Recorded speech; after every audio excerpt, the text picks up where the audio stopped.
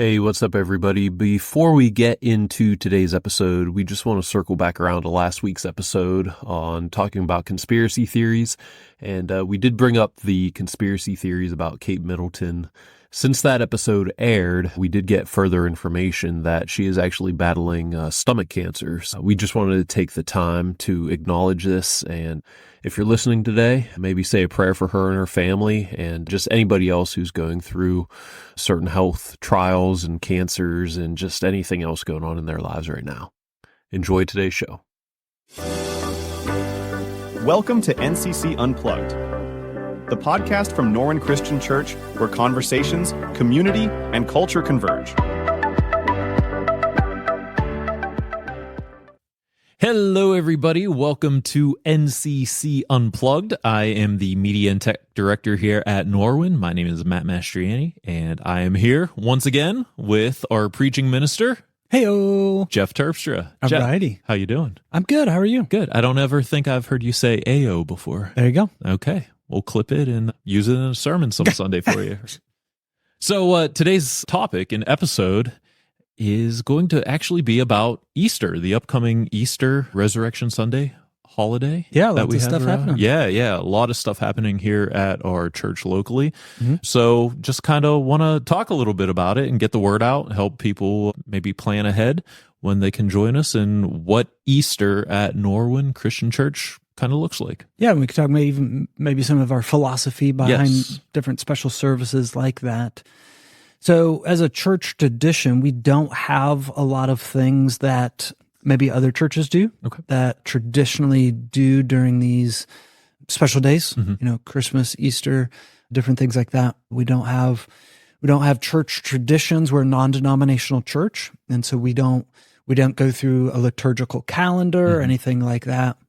It's really up to us and what we think would be best to lead people into that time of year. Right now we're in the time of Lent. We as a church body don't do much with Lent. We have several members and people at the church that do, and that helps them celebrate during this time of year. One of our things, our sayings as church, and this goes back to kind of the Restoration movement, which helped plant this church, is that we have no creed but the Bible. And so we don't have these things set out before us to say, hey, we have to do it this way. This helps us get into a certain mindset, whatever. We follow Scripture. Right. And so with that, we want to highlight those times of year. And one of those is Easter. That's what we're coming up to, March 31st this year. Matt, this year it's on a Sunday. Oh, Easter's on a Sunday this year. As it is every year. Oh, okay. You almost got me. That's so close. Yeah. But so it's Sunday, March 31st. We do have a Good Friday service. Okay. So Good Friday for us is a time to remember, hey, there's a point in history when Jesus died. And especially for those in the first century that were living with Jesus, they had not seen Sunday yet. They had not seen the resurrection yet. And so for us, we do a service. It's going to be at 6:00. Nope, it's going to be at 7:00, Matt. I was just pulling Look it up. At that yeah, up. He was double checking me. Yep. 7:00. 7:00 on Friday. So that's March 29th. March 29th, 7:00. 7:00 on Friday. And it's a bit more of a somber service for us. Okay. Because it is to remember Jesus on the cross. Sure. That was the avenue by which he had to accomplish what he accomplished on the cross and resurrection. You bring up a good point, too, if I can interrupt. The people back then didn't know. I mean, they should have. But they didn't fully understand, yes. I should say. Jesus was clear on his way. Hey, This is where we're going. Right. The Son of Man must die. This is what we're doing. Right. But they didn't have the complete understanding that we do, that Sunday was coming. Yeah. So it's interesting to look at it that way. I think for them, and if this comes out good, I made this up all on my own. It's like putting a puzzle up together upside down. Okay. They couldn't see the big picture. They had these clues, but how does this all go? What do you mean you're going to die, Jesus? We gave you our life. Was that a good illustration? I like it. All right, on the fly. Yeah. Copyright it. Maybe, yeah. Okay, so that's what we do Good Friday. So it's going to be acoustic. We're going to have some worship. And by acoustic, I mean just very minimal instruments. There's going to be 3 people up there. I'm going to be doing not a full sermon. It's going to be shorter lessons interspersed through the songs. Oh, okay. And it's going to be somewhat similar to what we did last year. We tried to do some interactive things as you sit in your chair. So we're not going to ask people to move around the room. There's going to be some things at the chairs, and I'm going to say, hey, get this out from your chair. Do this with it so you can remember the sacrifice. And our whole theme through this weekend, Good Friday, Easter, and then actually 2 Sundays after Easter, is all going to be about paradoxes. Okay. And the reason I'm doing that is because it's with a joint effort of some churches in our area. We have received the same Christmas message as far as preaching from the same text. And all the sermons are going to sound different because we're at different churches and our people need to hear different things and we have different contexts. Do you mean Easter messages, not Did Christmas? I say Christmas? You said Christmas. Ah, That's all right. Easter. I knew what you meant. Matt will Just maybe wanted to edit clarify that. So yeah, for sure, Easter.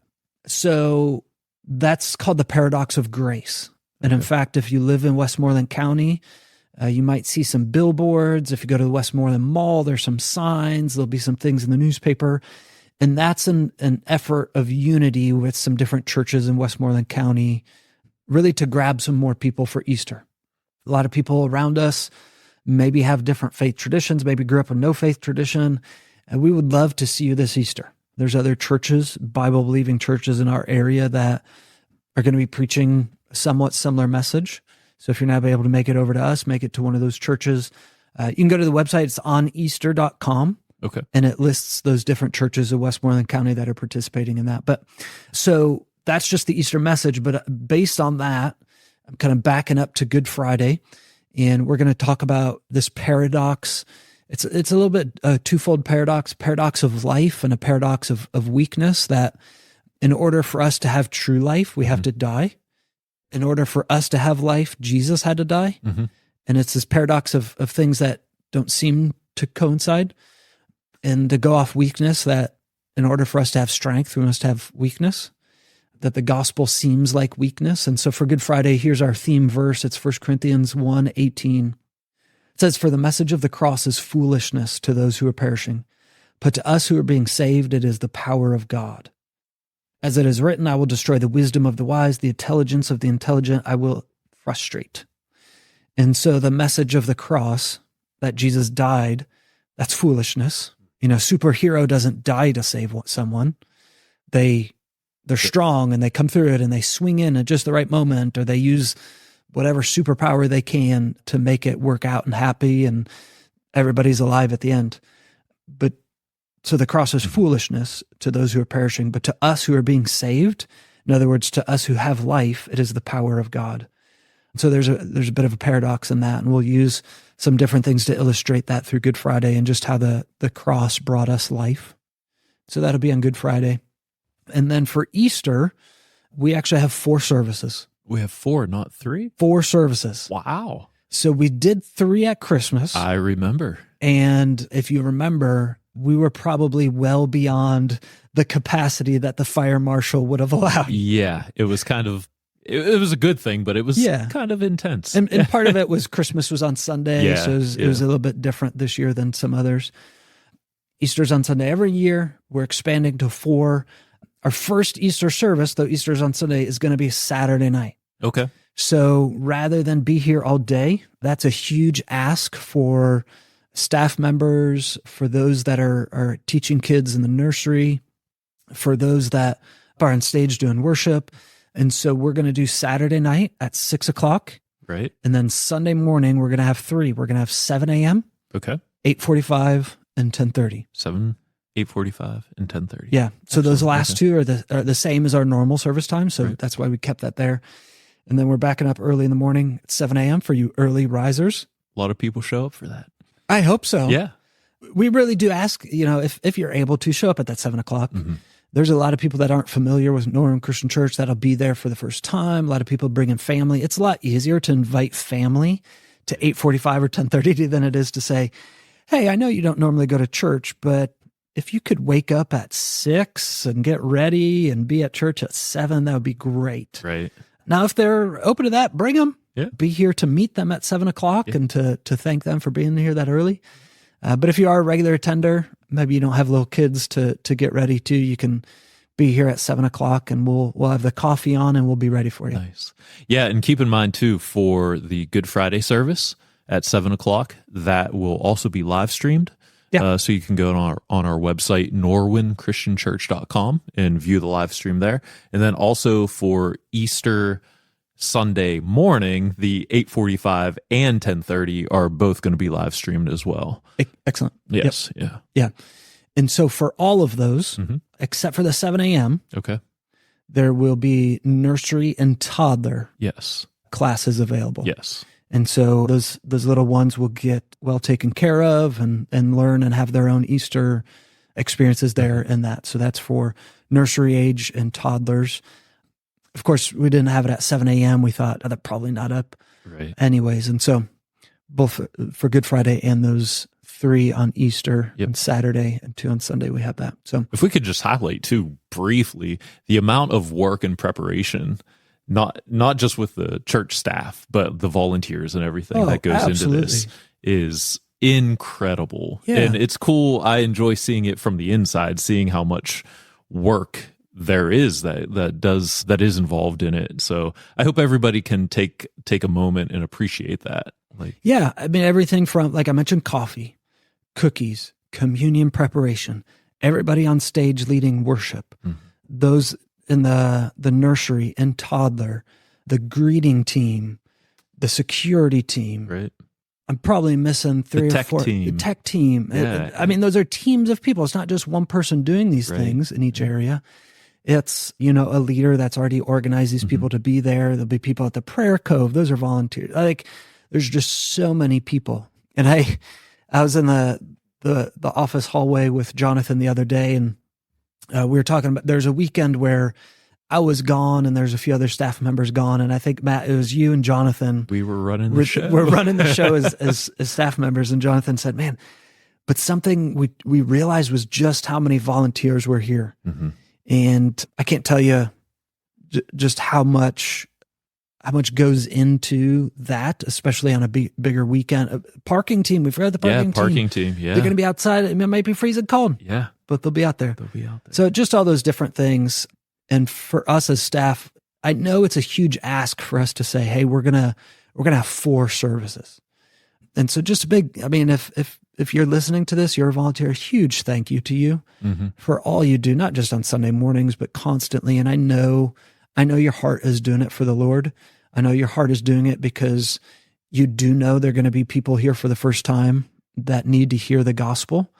And so you're doing it for the good of the gospel and for the advancement of God's kingdom. And so I just thank you for that, for your heart being in the right place with all of that. It's not the advancement of Norwin Christian Church. It's not the advancement of me on stage. It's not the advancement of any other's name other than Jesus. And so we're excited about those services. I'm excited about we're going to be talking about, I told you what we're going to be talking about at Good Friday.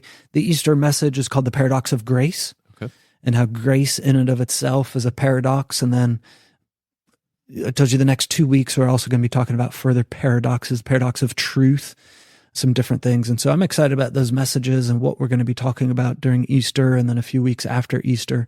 It is a great opportunity to bring family members. I think, Christmas and Easter are those times where the church and the gospel can be highlighted in our culture. They're especially Easter, a Christian holiday. And so for you to extend the invitation to a neighbor, family member, say, hey, join me. And my ask to you when you make that ask is to let them know, say, hey, I'll be there. Tell me what service you're going to be there and I'll be there. Maybe it's not the most convenient for you to come at 8:45, but if your neighbor can be there at 8:45, say, hey, I'm going to meet you at this place. I'm going to meet you at the front door, or I'll meet you by the coffee in the cafe. And it just gives them a sense of somebody's going to be there when I show up. Because it could be scary to walk into a room when you know no one else. And then you add on top of it, it's a church, and maybe church is unfamiliar to them. And so for you to be, there for them can be a relief. Maybe you meet them out in the parking lot. Right. Say, hey, we'll go in together. Yeah. Introduce you to some people, introduce you to Jeff before he gets up there, all that good stuff. Right. So. Yeah. And I think, we always look at Christmas and Easter attendance-wise, one of our most attended services. But I think it's also a good maybe entry point for people for sure. to come into the church for the first time. Mm-hmm. You don't have to worry about being singled out. You don't have to worry about being singled out regardless when you come. We won't call out your name from stage. Right. Like Any visitor, please stand up. Yeah, it's so awkward. Yeah, we don't do that here. But yeah, it's a good time to, if you want to come and check us out and just kind of blend in for a Sunday, see what we do and how we do it. It's a great opportunity to do so. Yep, for sure. We are a very welcoming church, I think. Mm-hmm. Being on the inside, maybe it's different for me because I do know a lot of the volunteers and the people around here, but I do think you'll find a place here with us on Easter. So we'd love to extend that invitation to all of you listening. Yeah, absolutely. So as we end, Matt, here's a quick trivia question. So you said, Christmas, Easter are our highest services. What is our third highest service traditionally? Oh, I'm going to say the Sunday.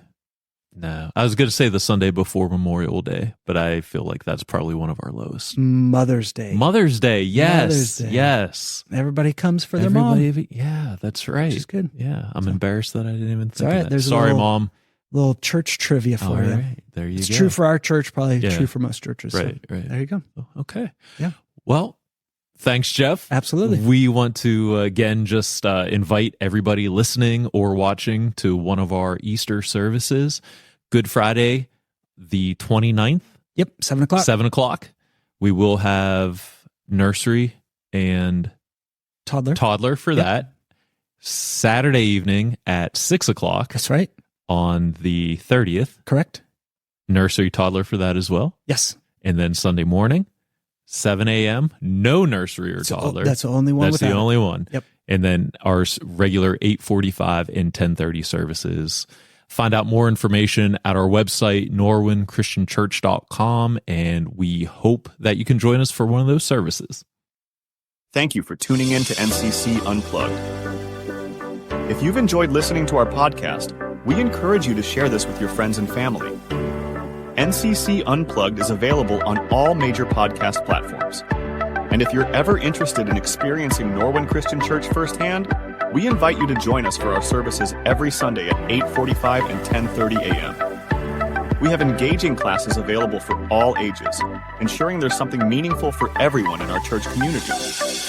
For more information about NCC or any other inquiries, visit norwinchristianchurch.com.